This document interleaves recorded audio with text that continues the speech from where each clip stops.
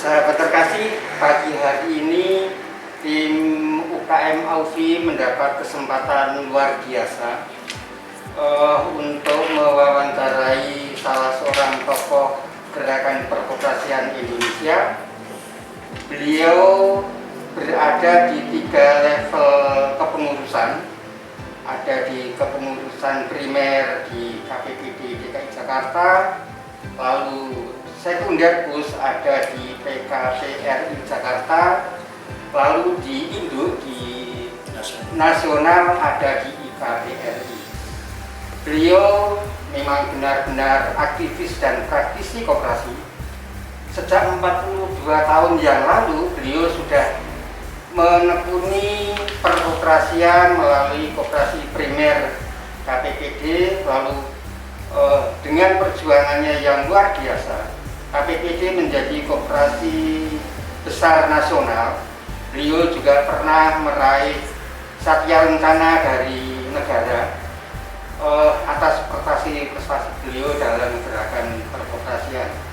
Pagi hari ini kita akan menimba ilmu dari Bapak Hasanuddin tentang bagaimana membangun dan mengembangkan koperasi di ibu kota negara di Jakarta, yang anggota PKPRI ini sekitar 200-an primer lebih ya Pak. Lalu nanti 300 Pak. Oh 318. Bapak mohon diceritakan bagaimana membangun gerakan koperasi yang begitu besar di ibu kota negara. Lalu kendala yang paling sulit apa? Silakan Pak Hasanuddin. Ya, terima kasih Pak Mariono atas kunjungannya pada pagi hari ini dalam hal kita berbincang-bincang, bercerita dan berbagi pengalaman ya. Iya. Dalam mengurus koperasi di Republik Indonesia ini. Iya. Ya, terus terang saya sendiri Pak Mariono bahwa mengurus koperasi ini di luar bayangan, di luar perkiraan. Tetapi Allah berkehendak lain. Mentakdirkan saya menekuni dunia perkoperasian di Indonesia. Iya, iya. Nah, oleh sebab itu awal kiprah saya di dunia koperasi itu saya bertugas mengelola koperasi pegawai primer di Pemprov DKI pada tahun 1980. Iya, iya. Dan alhamdulillah juga sampai sekarang masih tetap eksis. Dan menjadi koperasi koperasi prima, menjadi koperasi terbaik nasional. Iya. Ya, dengan prestasi-prestasi yang cukup lumayan menggembirakan. Bukan hanya lumayan Pak, kalau sudah memperoleh Satya Lencana dari negara, ya, itu memang sudah luar biasa Pak. Jadi begini, karena saya sifatnya itu kalau ingin berhasil Pak, kita itu harus total. Oh iya. Apapun juga tugas dan tanggung jawab kita harus total dan menjiwai. Walaupun awalnya saya tidak mengerti apa itu koperasi, apalagi dari aspek keilmuannya pun saya tidak punya, tapi dengan etikat keseriusan, kesungguhan dan total itu saya belajar mandiri, belajar otodidak, mengenal apa yang namanya koperasi. Oleh sebab itu ya alhamdulillah perjuangan saya tidak sia-sia. Pak, belajar otodidak itu bagaimana maksudnya?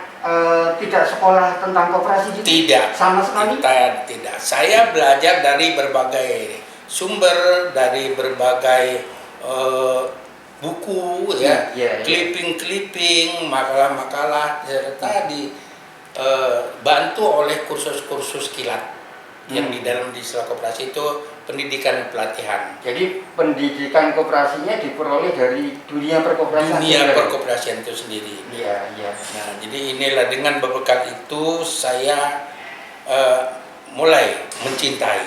Yeah. Kalau saya sudah mencintai, saya akan total. Nah, saya melihat selama ini saya di dunia koperasi menyadari betul. Ngurus koperasi itu Pak Mariano tidak mudah Pak. Tidak mudah dan sulit. Sulitnya kenapa? Kita mengelola aset orang banyak. Iya, iya.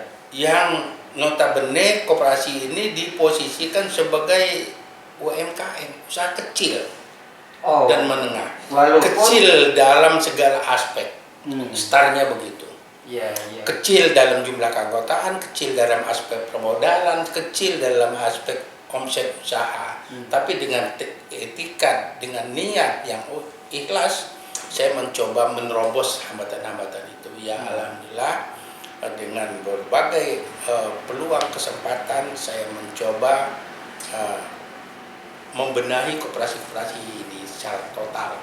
Di KPPD alhamdulillah sudah berhasil. Saya begitu juga sahur 2007 saya diminta sebagai ketua DPKP, juga saya benahi secara pelan-pelan. Saya pelajari betul ya, karena anggota kita di sini ini di sekunder PKP DKI Jakarta ini bukan orang tetapi lembaga. Nah, lembaga ini perlu pembinaan, Pak. Nah, kita selaku pembina memang harus menyiapkan diri dalam segi berbagai aspek, baik ilmu perkoperasian maupun waktu, pemikiran, dan juga kita mensupport anggota kita dalam aspek penguatan permodalan. Karena pada umumnya koperasi birokrasi, koperasi pegawai negeri yang diminati oleh anggota itu adalah usaha simpan pinjam. Jual beli uang ya. Beli karena anggota harus setor nyimpan. Jual karena anggota harus minjam. Nah, berangkat dari itulah filosofi saya, karena yang dibutuhkan anggota adalah uang, dan memang itu faktanya saya harus memperkuat modal dari berbagai sumber permodalan. Kita usahakan sedapat mungkin modal itu tidak memberatkan, terutama dari anggota. Nah, oleh sebab itu saya menyadarkan anggota, koperasi itu adalah milik kita, usaha kita, ya enggak? Mari kita bersama-sama membesarkan, mari kita sama-sama memodali koperasi itu, ya enggak? Saya bisa saja pinjam kepada pihak berbagai pihak, ya. Tapi tidak dilakukan. Dilakukan, tapi sifatnya hanya pelengkap. Hanya pelengkap.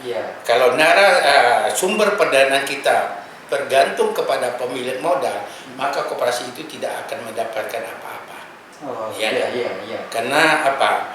Modal yang kita salur kepada anggota memberi jasa kepada pelayanan, kemudian jasanya kita bayarkan kepada bunga pemilik modal, maka anggota tidak akan mendapat apa-apa. Itulah filosofi, itulah saya memperkuat permodalan koperasi pegawai negeri ini dari anggota itu sendiri. Tetapi itu kan tidak gampang, Pak, untuk meyakinkan anggota supaya menyimpannya juga bergairah gitu. Bertransaksi juga. Bertransaksi juga kan tidak gampang, Pak. Betul, Pak. Karena mungkin teman-teman anggota yang dari primer-primer itu kan juga orang-orang di anggota sana ya. Betul. Dan sudah bergaji, kan persoalan lain, Pak. Betul. Jadi begini, Pak Mariono. Kalau kita ingin memajukan koperasi, paling tidak anggota kita itu kita cerdaskan melalui pendidikan dan pelatihan. Nah, ini yang saya fokuskan betul ya, baik di primer maupun sekunder, pendidikan ini adalah penting, sangat penting. Iya enggak? Karena apa? Dengan pendidikan ini kita menyadarkan anggota bahwa ini usaha kita, ini lahan kita, tempat kita bergantung untuk tujuan mulianya mensejahterakan. Nah, melalui pendidikan inilah ya hasilnya kita akan terlihat, Pak. Terlihatnya apa? Kesadaran anggota untuk menabung di koperasi, untuk menyimpan di koperasi, belanja di koperasi, dan bertransaksi di koperasi itu akan meningkat karena mereka menyadari bahwa ini adalah usahanya. Nah, oleh sebab itu penjabaran dari prinsip-prinsip jati diri koperasi itu salah satunya itulah melalui pendidikan pelatihan itu kita betul-betul kita laksanakan dalam rangka supaya kita bersama-sama memajukan koperasi itu. Artinya pendidikan menjadi prioritas. Prioritas utama Pak di saya. Kan begini Pak, kalau primer KPPD kan memang sudah sangat teratur pendidikannya. Tetapi untuk yang 300 sekian primer anggota PKP, bagaimana mengimplementasikan pendidikan Pak? Begini Pak, bahwa anggota kita ini 318, di mana setiap koperasi itu dia punya anggaran penyisihan dari SAU-nya untuk pos pendidikan. Kita mendorong primer anggota kita yang di setiap lembaga pemerintah supaya menyelenggarakan pendidikan sendiri. Ya enggak? Jadi PKP di Jakarta ini mensupport dari aspek pertama narasumber. Ya, narasumber. Yang kedua juga kita membantu subsidi dari aspek anggaran. Untuk kegiatan pendidikan itu. Dan itulah yang saya sampaikan, setiap kita beraudiensi, kita mengunjungi rapat-rapat anggota primer DKI, kita selalu mendorong tolong laksanakan pendidikan, latihan. Di samping itu PKP sendiri setiap tahun menyelenggarakan pendidikan itu. Pak, pembakaran semangat untuk belajar teman-teman yang ada di lingkup primer itu mudah apa tidak Pak? Lalu Bapak seberapa, kalau misalnya ada kesulitan, seberapa yang harus Bapak perjuangkan agar pendidikan itu juga berhasil gitu? Lalu apakah secara keseluruhan dari 318 primer itu sudah melaksanakan pendidikan secara rutin Pak? Karena anggota kita ini cukup besar Pak ya. Jadi pendidikan ini belum begitu merata. Kenapa? Kesehatan di setiap anggota primer kita itu tidak sama Pak. Kemampuannya, terutama koperasi kecil ya, koperasi sekolah, koperasi di lembaga pemerintah yang relatif anggotanya hanya puluhan orang atau ratusan orang, itu tidak begitu banyak merata, karena memang mereka mengelola koperasinya tidak begitu full waktu. Terutama koperasi sekolah. Karena sekolah ini anggotanya adalah para guru, para karyawan sekolah, jumlahnya tidak banyak ya. Jumlahnya pun tidak banyak di lingkungan itu.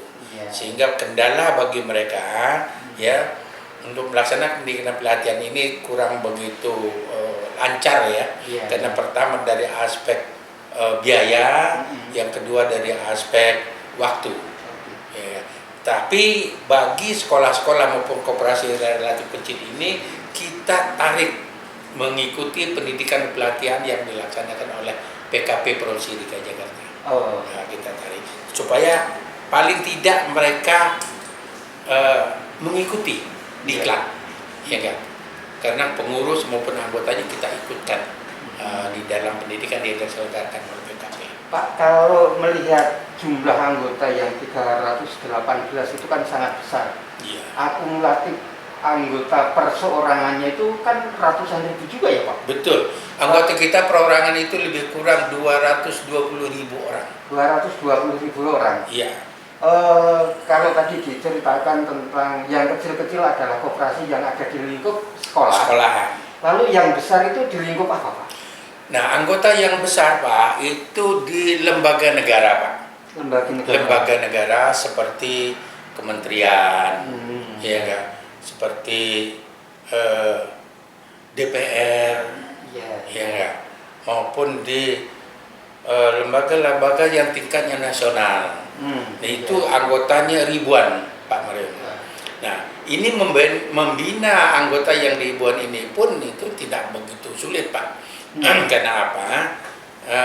Di samping dibina oleh kita dan mereka juga ada pembina di lembaga tersebut.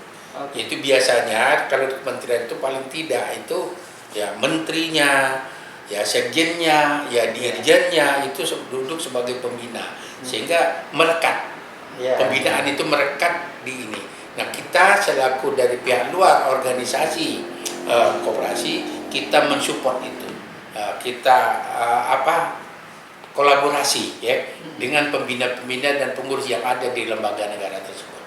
Pak, kalau diambil persentase Pak, yang koperasi sekolahan yang kecil-kecil tapi jumlahnya banyak di Jakarta ini kan banyak sekali. Betul ya? Pak. Betul. Lalu itu presentasinya yang kecil-kecil itu ada berapa banyak? 200-an lebih mungkin? Oh enggak ya. sampai. Ya itu dari lingkungan-lingkungan kecil itu ya lebih kurang nggak sampai 100 Pak. Oh, yang kecil-kecil ya? Malah justru yang banyak itu di lembaga pemerintahannya. Di lembaga iya. pemerintahannya. Di badan-badan, di pusat-pusat, di departemen, ya. Pak Hasan, kalau koperasi pegawai itu kan anggotanya kan edukasinya cukup tinggi, pengertiannya begini. Untuk menjadi pegawai saja sudah melalui seleksi yang baik, yang berat ya. Lalu bagaimana Bapak menanamkan loyalitas anggota kepada lembaganya? Menanamkan pemahaman anggota terhadap koperasi di lembaganya. Maksudnya itu ya? Begini, saya setiap event penyelenggaraan pendidikan, saya selalu memberikan pemahaman yang mudah dipahami. Yang mudah dipahami. Tidak berteori. Tidak bertele-tele. Saya selalu mengatakan, koperasi itu adalah usaha kita. Ya kan? Tujuan mulia koperasi mesejahterakan anggotanya. Anda kalau ingin sejahtera, tolong ya enggak, jaga itu koperasi, berpartisipasilah di koperasinya.